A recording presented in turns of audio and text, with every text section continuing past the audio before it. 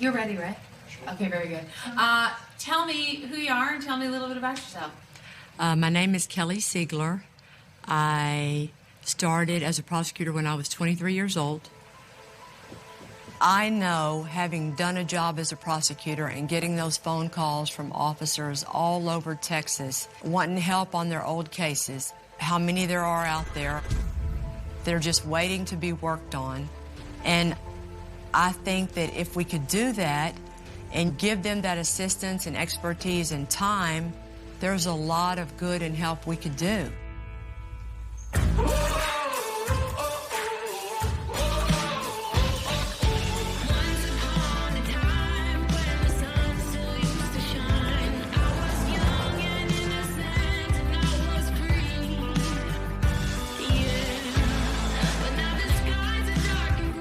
I brought you all the way to Texas to look at the 1992 murder case of Natasha Atchley, probably the biggest unsolved case in this part of Texas. There's been more theories here than I can remember in any case I've worked in a long time.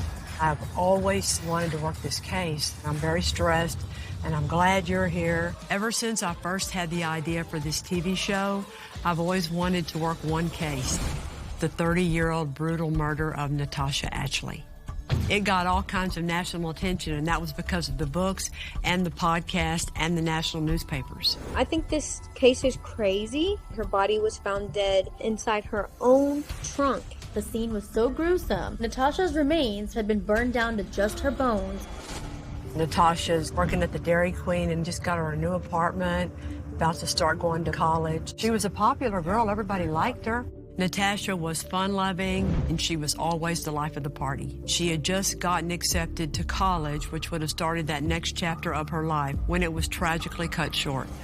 The night she ends up being last seen, there's a party, and everybody knew she could get kind of wild at times. Alcohol, maybe the use of LSD, certainly doesn't qualify for somebody to wind up dead at the end of the evening. Yeah. It's just a bad way to go. On May the 3rd, 1992, Natasha attended this party where there was a lot of drug use and alcohol use, and at some point that night, she just sped off intoxicated. And the very next day, her body was found in the rear of her smoldering car, burned beyond recognition. Rumors quickly spread that someone from the party had killed her and then set her car on fire to cover their tracks. The body burned up. We really don't have a cause of death. Even the skull has got heat fractures where that skull basically fragmented and exploded in the back of that car. So heat fractures or normal fractures are going to be hard to say. That is. Nothing destroys evidence quite like a fire. And that unknown has created a mystery around Natasha's murder. For over 30 years in a small town, the rumor mill has gone wild with speculation and theories.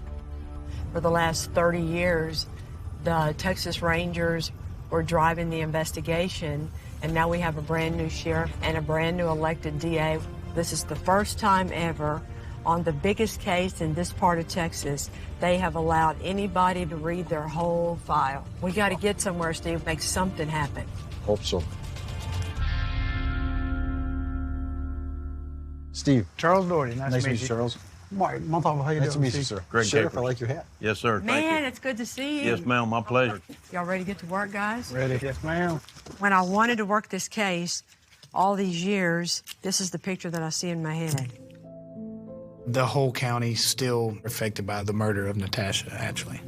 What's your favorite one, Martin? Maybe is that her little? That's kind of cute. Yeah.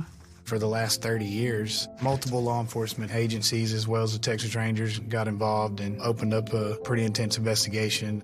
This is a very confusing case, but I'm looking forward to reopening this investigation with a fresh set of eyes.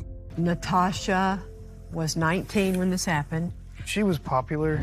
Had a lot of friends. Everybody that talks about her describes her as fun, the life of the party, ready to go, vivacious, feisty, and spunky. A young lady with her whole life ahead of her. Can you start with the front of the story? On May the 3rd of 1992, a deputy with the San Jacinto County Sheriff's Office was originally dispatched to a car fire smoldering in this Royal area in the woods. He assumed at the time that maybe it was just an insurance job or a stolen vehicle. You know, that's not uncommon in this area. The vehicle was towed to a tow yard. They discovered that the license plate was from Natasha's car. It was Mother's Day weekend. Natasha didn't show up Sunday to her mother's residence. At that point, Natasha's mother was notified that the vehicle was at the tow yard. So Natasha's mother goes to the tow yard, goes looking in the vehicle, gets to the trunk of the vehicle, and recognizes what she believes is a skull and some other bones. After forensic testing comes back, then they in fact are identified to be the body of Natasha. A private lab was able to identify traces of an accelerant in Natasha's car, which they believed to be drip gas, an unrefined byproduct of fuel drilling. However, the rest of the crime scene was disturbed after they towed her car prematurely. This has been a major obstacle in trying to figure out how this murder unfolded. We learned that Natasha had attended a party on May the 2nd, about a mile from where the vehicle was found. And after talking to multiple partygoers, it was determined that there was narcotics being used, namely LSD, marijuana, as well as drinking beer, huffing, things of that nature. Some point during the party, there was some sort of altercation. Natasha gets mad. She leaves the party with no explanation. She drove off recklessly on or around 3 a.m. that morning. Nobody's seen her after the time she left the party. I had no idea when I started reading this case how many crazy rumors there were out there, and gossip and speculation. Start looking through your notes. They don't need to be in any order, any rhyme or reason. Let's just knock them all out, okay? One of the rumors that's going around is she's pregnant. He's married. We got to figure out if he was even at the party. Right. We heard about an angry baby daddy. And what about kids' parents interfered with the investigation? We had a judge's son, elected officials rumored to be at the party. So we got a cop interfering with your investigation, allegedly, corrupt lawmen, and even an organized crime hit. That's a lot of rumors. That's more than I've ever seen. While it's been great fodder for podcasts and books, have y'all read this? So all these stickies, these are even more rumors. The strongest rumors that keep popping up revolve around the people that were at the party. So at the party that night, Jim Morton. He was 19 at the time. And Cindy Henning. She had just turned 17. Somebody said that when Natasha got there, she thought Morton was going to hook up with her. But then Morton says, no, I'm going to bed with Cindy. Jim Morton and Cindy Henning were arrested because a witness came forward claiming that they assaulted Natasha after Natasha left the party. However, that witness later recanted, so Jim and Cindy were then released. But is there a seed of truth to their involvement? Well, the story is Cindy is getting her ass kicked by Natasha at this fight. So Right. Morton steps in and finishes the fight. Morton's kicking her in the head. That's a big rumor. So if there's a motive that night for Jim Morton to want Natasha dead, it's got to be revolving around Cindy. Yeah. She used to live with Natasha, and it wasn't a happy roommate relationship. No. Who's another witness against Jim Morton? A guy who's in jail says that Morton confesses to him that he's the one who killed Natasha. Okay, we got him on our list. Yeah. Okay, next. 17-year-old Kevin Malone. Kevin Malone, because he's with him. Any issues between Natasha and Kevin at the party? He's the one supplying the LSD. Right. He's the one that said she took him 3 hits of LSD. Jim and Cindy and Kevin leave the party shortly after Yes. Natasha leaves. The only people that leave the party are these three. I mean, that's the thing. Did they catch up to her and kill her? Yeah. There's no evidence Kevin had any issues with Natasha, but leaving with Jim and Cindy that night leaves him in the middle of this investigation. If there was an altercation between them and Natasha, the heavy use of drugs and alcohol at the party could have played a role in escalating that tension into murder. Now, who else in our party world needs to go up here? Chad. Chad McGregor. I made Chad in my head our best suspect because witnesses said she saw him hiding down in the car when Natasha drove off. Why else do we have Chad up there? Back in town before the party, she'd been talking to Chad's baby mama and ex, who was bad-mouthing Chad. So when she pulls up to the party, she comes out swinging at Chad. Just came up and punched him and kicked him. And Why are you being so shitty to my friend? The most logical explanation is that the killer or killers were at the party. But what's rumor and what's fact? We'll need to first sort through all the speculation to figure out if we have enough evidence to build a circumstantial case against whoever is responsible for Natasha's murder.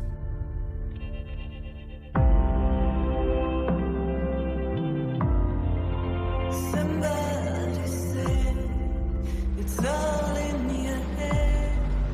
It's no one will save you.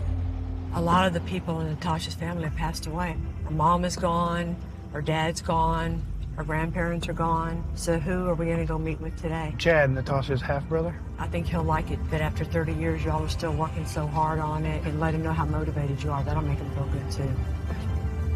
For the last 9 years of her life, Natasha's mother fought for her daughter's justice. You must be Chad. I'm Kelly. Nice to meet you. Charles Doherty. Nice to meet you. Yes, sir. Hopefully we can bring Natasha's little brother the answers this family has desperately been waiting for. I guess a good starting point would be, what can you tell me about Natasha? So she was a typical teenager in a small country town, very fun-loving, loved going full speed, loved to party, because she was wild. There is no denying that. Of course, being 8 years difference, I didn't get to spend a lot of that time with her, because she was her little brother tagging along. When she did involve me, it was fun. I don't recall us ever really fighting. Natasha was always fun, supportive, liked to push you past your limits. So that was the main sparkle about her, that no fear, that love for life. So do you remember the day that y'all found out what happened? Yeah, Mom was kind of in hysterics that day. I think she found out about the car missing. Why was her car burned? Why was she not at her house that morning? That's when she went with my aunt to the record yard. She was searching the car and she saw her jewelry on the front, and then she went back to the back of the car. She first saw a bone. She thought some kind of animal was in the back of the car until she looked up and saw the skull, realizing that that's my daughter's skull. She's pretty much in hysterics at that point. Yeah. As a mother, I can't even imagine the horror that Natasha's mother felt when she looked into that car and saw her baby's skull. And then never getting to know who was responsible for doing that had to have magnified that pain by 1,000 times. And it just broke her. From that moment on, she changed. We were taken care of, but at the same time, she kind of wasn't there. You could see her mind was always concentrated on Natasha and the why, what happened. So you didn't just lose your sister, you kind of lost your mom too. Yeah, it definitely shook the family up. I bet. This is an article, Praying for the Truth, written by your mom. Is there a rainbow after the rain? I don't want to rain on anyone else's parade, but is it wrong to want the rain stopped on Natasha's parade? Praying for the truth while remembering Natasha with love. What do you remember about why your mom would write articles like this? To not let the case die. That, and I think it was an emotional release for her. Lieutenant Dougherty and I and our partners are going to try and get to the bottom of everything we can. I'm just thankful that y'all are even taking the time. The amount of people that remained pushing for her justice truly is heartwarming to know that she's still loved even after all these years.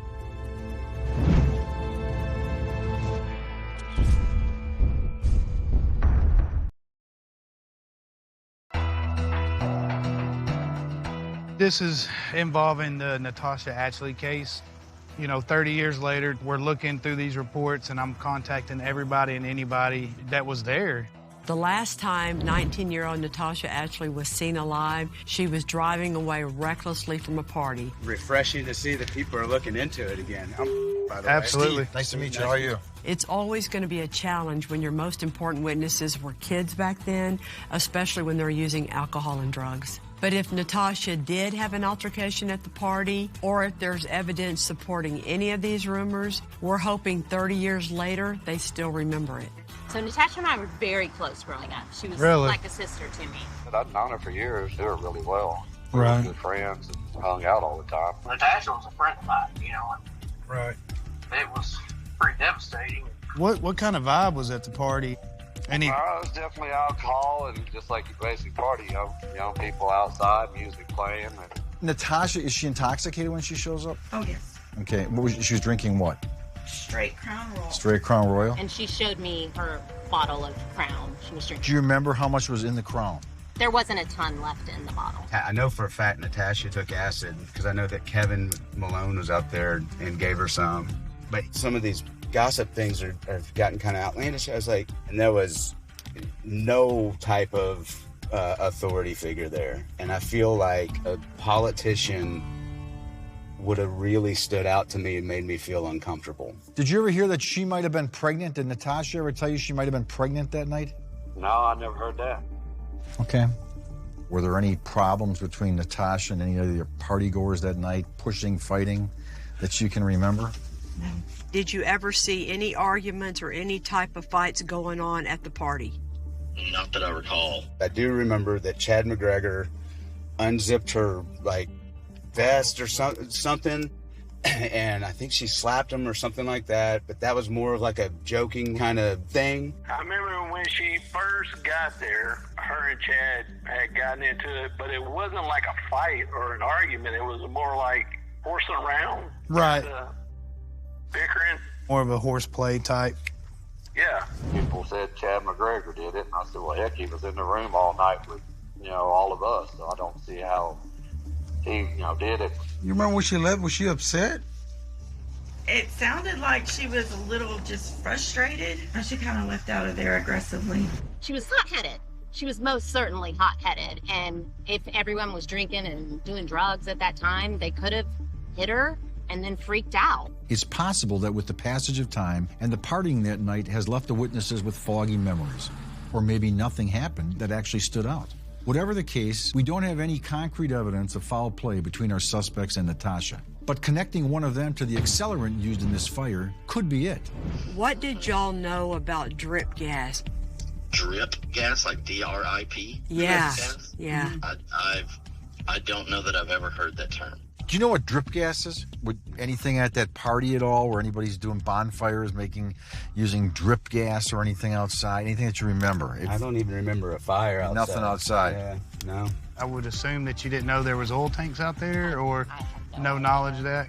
Even to this point today, I don't necessarily know what drip gas is. Can you turn that music down that's playing in the background? I can barely hear you. Yeah. Let me turn that down. Yeah, thank you. We've reached out to an inmate who was incarcerated with Jim Morton shortly after the murder. He claims Jim actually admitted to being involved. And now we want to see if there's any credibility to this alleged jailhouse confession. It says here that you wanted to talk on an inmate named Morton, that you had some information about this case. Can you kind of fill me in on what it was that you were wanting to talk to law enforcement about at that time, or? Yeah, well, the thing was, old boy was talking about he was at that party. Morton was. Well, I didn't really know this guy. He was just throwing his weight around, talking about, well, I know where the bodies are. And I'm like, okay. I thought it may have been a big old batch of bravado. You know what I'm saying? Yeah. Trying to look like he's tough, to keep his ass from getting whooped in jail. Anything else that stuck out? Nothing. No, and I even actually, after that, I tried to get him to say something about it, but he didn't say anything to me to where I can actually say yes or no. You know what I'm saying? This witness has certainly changed his tune 30 years later. This is a prime example of why you always have to be skeptical of a jailhouse informant. Damn.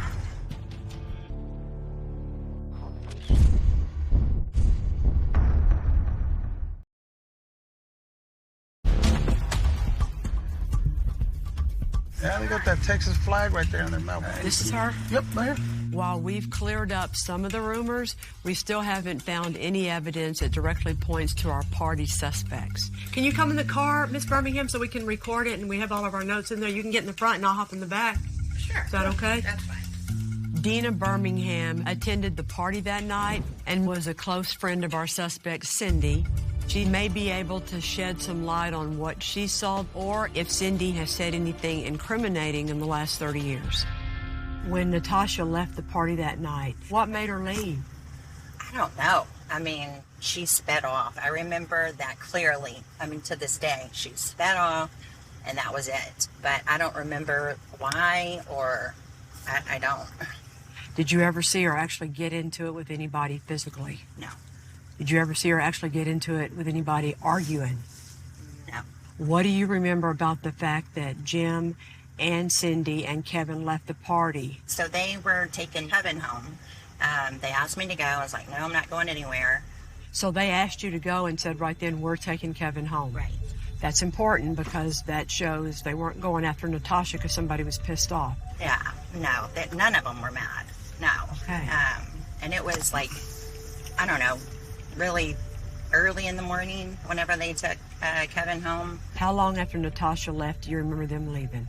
More than an hour. Okay. Yeah. When Jim and Cindy came back, did you see anything unusual? Did they act unusual, like they'd been in the middle of some kind of thing like that? Nothing.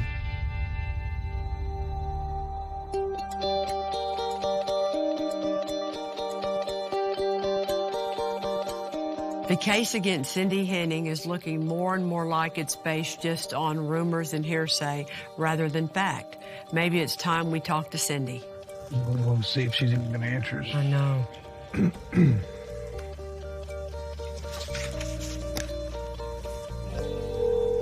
We gave Cindy a call, but she is not willing to speak to us again.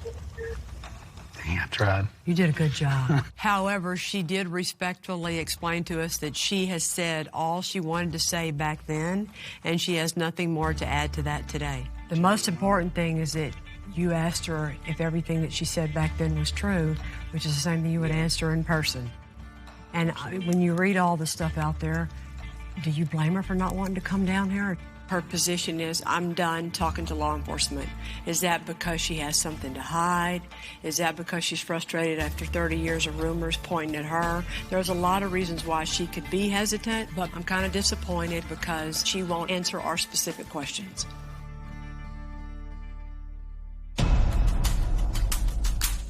Hi, I'm Dr. Canary. Charles Doherty. Nice to meet you.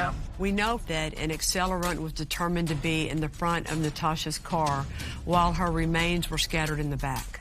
The fact that Natasha's car was towed prematurely has posed problems in determining if her bones somehow moved in transit. We're hoping that Dr. Kathy Paneri can provide some insight. The set of remains are very incomplete, and they're completely fragmented and charred. I've seen a lot of car fires. This is cremated type of fire. So that is a testament to how hot this fire is. Basically, all we have are fragments, part of the skull, a bunch of fragments of the face, fragments of long bones, and this trunk area. The skull is here, but skulls are somewhat round and they can roll. So where a skull is doesn't tell you where the body started necessarily. But what we have here are a bunch of the vertebrae, the bones of the spine. Typically, where you find the most vertebrae, that's where the body was. You have the ribs going next to them too. You're not going to get this appearance if these bones are being washed here. You're not going to get all the vertebrae to stay in this little area here. They're going to be scattered around. She wasn't in one of the passenger seats or the driver's seat. She was in the back of the vehicle when this fire happened. She's for sure in the back of the car. She's in the hatchback area of the car. It's not any movement or shifting or tilting with the tow truck driver. Nope. Again, we can't tell if she was alive at the time of the fire, she had trauma. All of that's out the window because of the condition of the remains. So the cause and manner of death are going to be undetermined. According to Dr. Paneri, Natasha's body was in the rear of her car, where the fire actually started in the front. You would think that if the intent of the arson was to hide evidence of the murder, that the body itself would have been lit. But that's not what happened in this case. It kind of feels like we're missing something here. So we're saying that our arsonist set the fire on the passenger side and then shut the door, and her bones and remains are going to end up back at the hatchback, right? What am I saying wrong? Because that's not making any sense to me.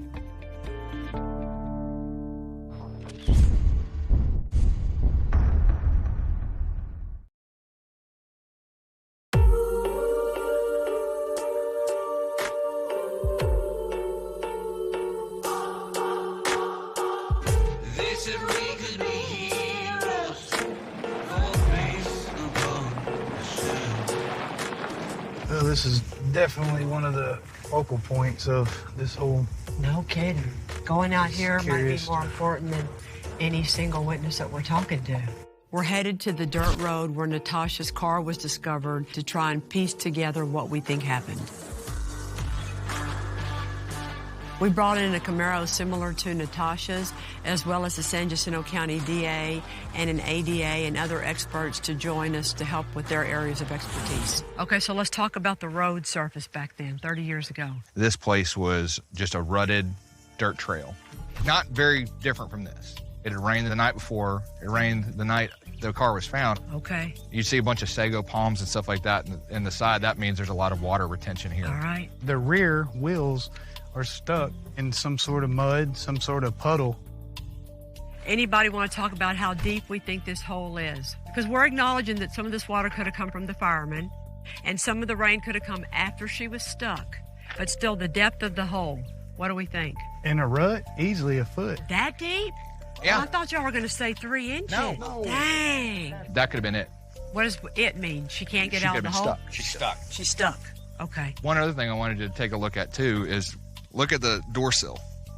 This is where the door actually opens. So how many of y'all have ever driven this kind of car? I have 2. So y'all remember when you would drive these cars and you would just park too close to a curb, you couldn't open the door and get out, right? It wouldn't open because of this. Speaking of that, she may have high-centered. High-centered being? All wheels are all off the ground. All wheels are off the ground.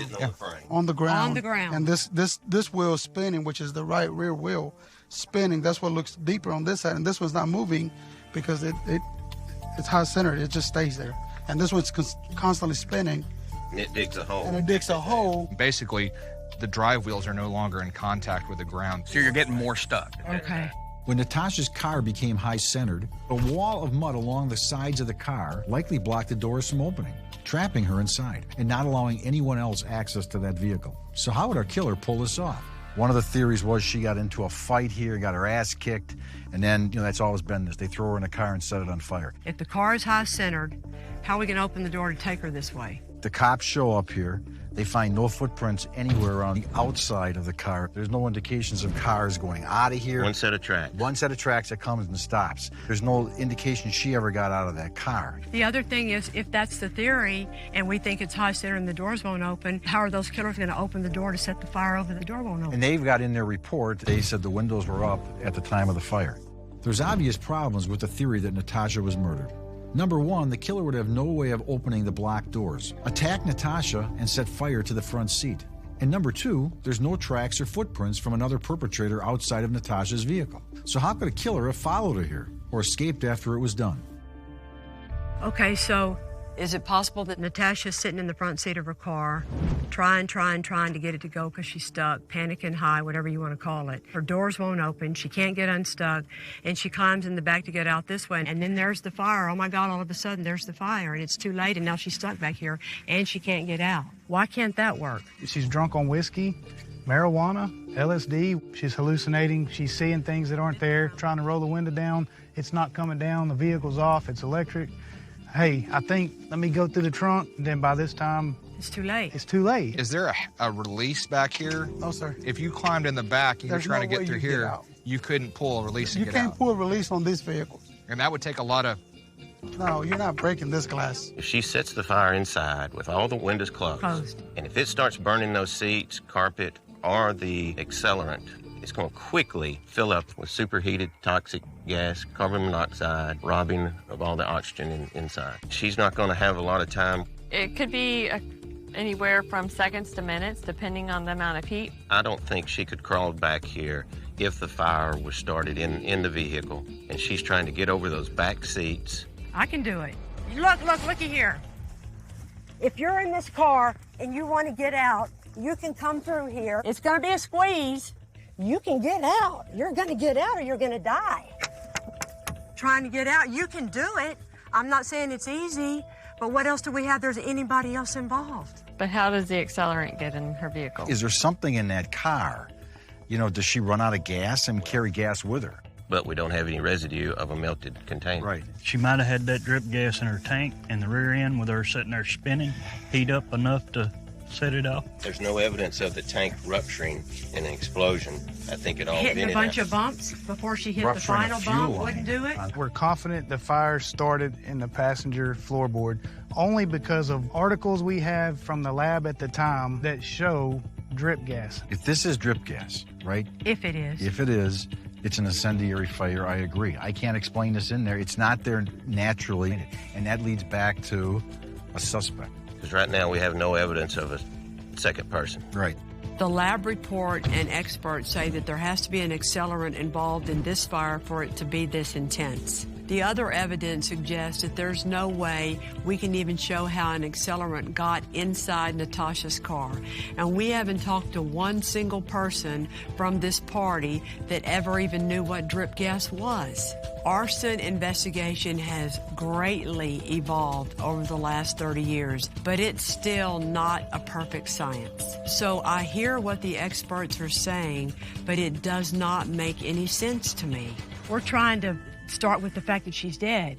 The fact that it got stuck is what starts this chain of events. If you're the killer and you bring the car out here because you want to burn her in it, then you get stuck, your plan didn't work very well. True. If you're her and you think you're looking for your right road and you only got this far, that makes a lot more sense. No, I agree. I think it's crazy that on a case this well known, we've been talking about it for 30 years, and I'm sitting here going, damn, is this even a murder case? We still have a whole lot to go through and talk about and figure out, but whatever the final answer is, it's a horrible way for her to have died.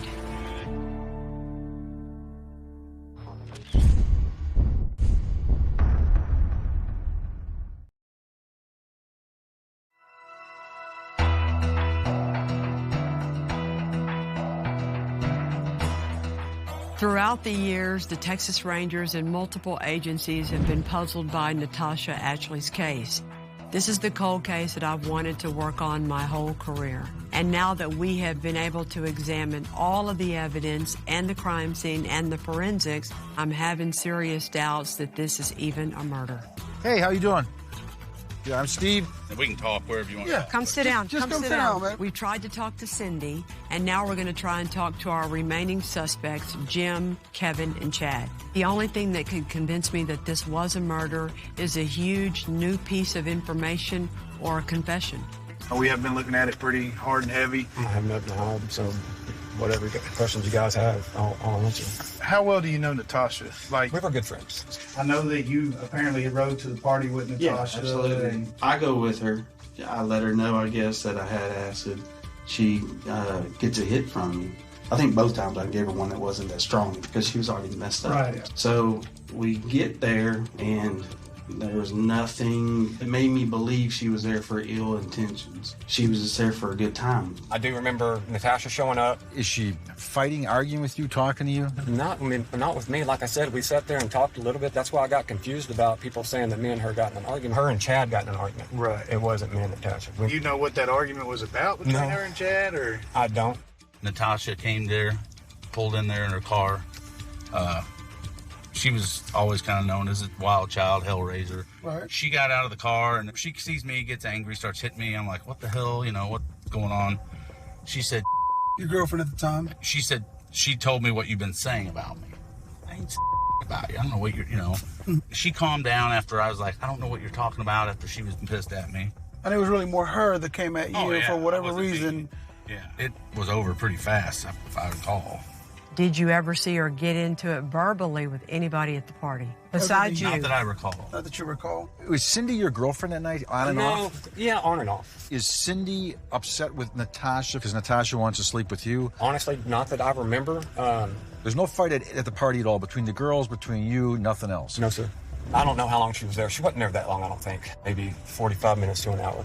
I was standing on the porch, and her and Chad were over there talking. She tried to leave. I know I got in the passenger seat of the car. At least once, if not twice, I put the shifter back into park, trying to keep her from driving off because she was so up. Why was she leaving? I don't know. You don't remember? Maybe I knew back then, but I don't. Okay.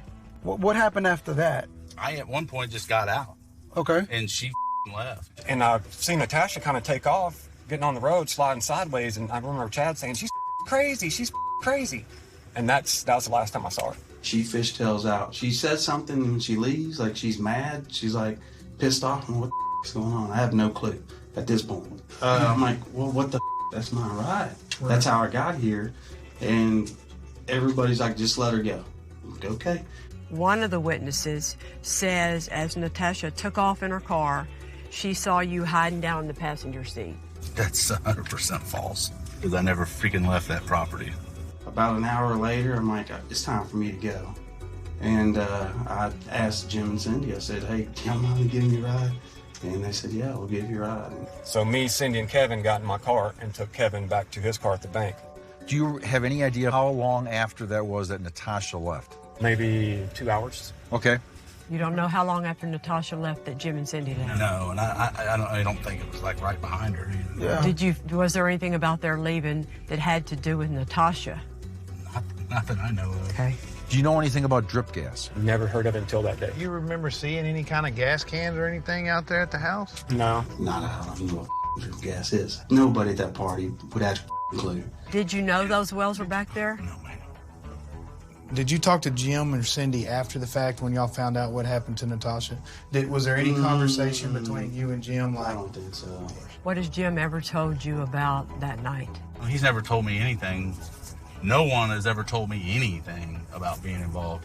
All three of these suspects continue to be forthcoming, and the stories they're telling us today matches what they said in the initial investigation 30 years ago. Did you kill Natasha? No, sir. Why wouldn't you have killed her? Tell me why you wouldn't have killed Natasha. Why would I? I've never heard anything in my life. So you actually went to jail for what, 30 days? Something like that, yeah. Why didn't you make a deal? I didn't. I wasn't guilty. I put myself out there and I could have gotten a lot of trouble. I told the grand jury everything. You remember taking a polygraph? Yeah. What was all that like? Because back then you were Oh, it was 20 very years nervous. old. I mean, it's scary at times. But you still cooperated. Yeah, I didn't have nothing to hide. Everybody in this town has been looking at these three guys for the last 30 years like they were killers. But after talking to them, I think everybody got it wrong. I told the cops I could possibly be the reason this happened. You know, I thought she committed suicide or had a bad trip. That's what scared me. You know, I thought it was my fault. If I knew anything, I want to tell. Okay. Because it sucks that somebody has to, especially family, has to live with that going on. And that's what, really got to me. Is like, how in the hell could somebody think I could do this? And that's been eating me my whole life. But, I want my name for this, and whoever did it, I want them to, have what's coming to them.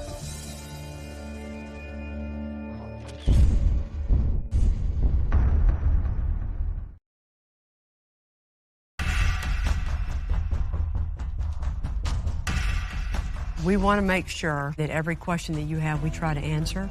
Sure. We've asked District Attorney Todd Dillon and his Assistant DA Rob Fryer to join with us today as we all go over everything that we've learned. Why don't we start with the four suspects that kept always coming up in the case file. When you get back to this whole party thing, I think we were all working under the theory that there was a fight. Did we even completely confirm there was any kind of physical altercation at the party? This Chad McGregor, when Natasha first arrived, but it was with him. She sees me, gets angry, starts hitting me. I'm like, what the hell? She calmed down after I was like, I don't know what you're talking about. After that happened, they were cool again. Without the fight being corroborated by anyone, Yeah. we don't have a motive. Right. There's no reason. The thing that I thought was compelling is you have three statements from all these party kids. And other than Cindy Henning, who didn't want us to come see her, when we went back to talk to them again, and they're cooperative, and they're happy to talk to us, and they want to help, they're still consistent. How in the hell could somebody think I could do this? And that's been eating me my whole life. I put myself out there. I told the grand jury everything. If I knew anything, I want to tell. We know she was intoxicated with alcohol. We know she was on LSD. There's no other vehicle involved. There's no tire tracks. There's no other people outside the car. Their doors were up. Their windows were up. If you're the killer and you bring the car out here because you want a burner in it, then you get stuck. Your plan didn't work very well. True. If you're her and you think you're looking for your right road and you only got this far, that makes a lot more sense. No, I agree. We can't prove that anybody with intent to do anything. Anybody out there at all. At all. For someone to be able to murder Natasha, they would have had to have been able to follow her, kill her, put her in the trunk of her car, set fire to the front seat rather than her body, all without even being able to open the vehicle and then escape without leaving any tracks. As crazy as it sounds that this fire was an accident, someone else being able to set it sounds impossible. And we feel confident that we can eliminate all these suspects and all these rumors. These people are innocent. And it's our job to say it loud and hard, Absolutely. even 30 years later. Absolutely.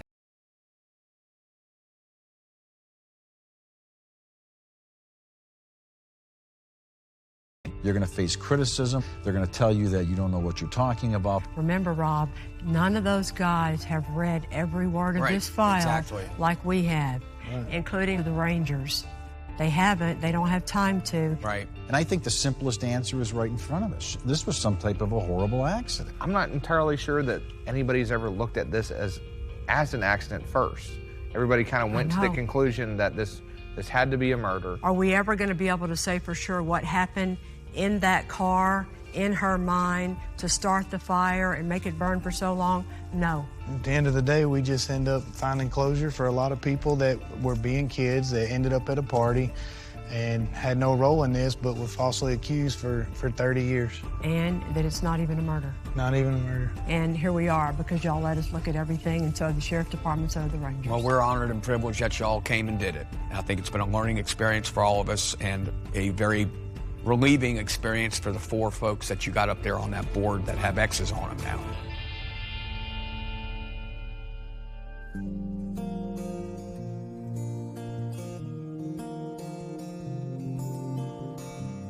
Don't you think that's going to make him feel good to know that all of Natasha's friends were not involved? I believe so. Coming into this, I thought this was a murder, and I wanted it to be a murder so we could get justice for what happened to Natasha. But based on my experience and all that I've seen, the evidence is not there. Good morning. Good morning. Good morning, little Chad. The last thing we want to do is tell Natasha's brother that nobody is responsible. But we can't make sense of this by blaming an innocent person. And it's just as important here to clear these suspects so they can move on with their lives too. Well, it's been a busy 2 weeks since I talked to you. And at the end of all of this, I can honestly sit here and tell you that anybody at that party did not have anything to do with what happened to Natasha. They are completely innocent. And the other thing, I'll tell you, I don't believe she was murdered. I don't think it's a murder. I wish we could tell you that we knew what started the fire. We don't know. We're never going to know. I believe it was an accident inside that car, and a lot of it was because of the state she was in that night. I mean, that kind of makes sense. I mean, I can see that happening. Right. I wonder where the fire started, but it's going to take a while to come to grasp with that. I guess because you don't have anybody to blame. I just think it's very important for you to know it's not like we didn't quite have enough evidence against somebody. I don't believe that there's anything to look at anymore for any kind of murder investigation. It's weird now, considering that this may have been accidental death. I can accept it. Would I have expected it? No. It's going to take a little bit to process, but I am glad that it's cleared a lot of people's names. You're a victim here more than anybody but Natasha, you and your mom and your brother, right? You lost a lot of your life because of all this. And I think that what we would both tell you today is you need to move on. Can you please try to move on and put this behind you? There's no option there. I mean, That's what we want you to do. You've handled it very well, you know. Thank you. Coming into this case where everybody believed it was a murder and figuring out that it was really just an accident might not seem like justice, but I think that being able to tell all these people, especially Natasha's family, that this is what happened and these are the answers, that is justice.